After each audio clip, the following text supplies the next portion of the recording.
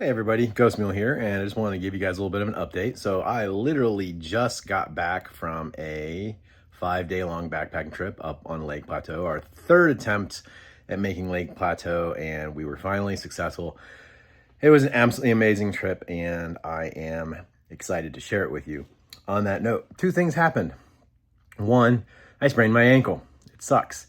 It's pretty swollen, but fortunately I can put weight on it and there's no discoloration. So I'm just going to wrap it up with some ACE bandages and hope for the best. But might be a little laid up for a little while. We'll see how long.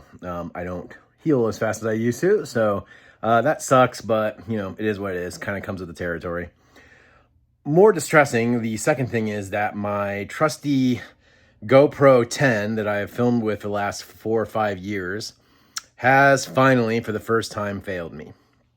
I guess if you film enough times, eventually you're going to have a camera fail on you, and it happened to me. So what does that mean? I don't know. I'm going to try a couple different avenues to see if I can get it replaced. I can't afford to buy a new camera right now. So don't worry, I did get some footage. I got some really awesome footage, so there will be a video coming out of this trip. I won't leave you hanging.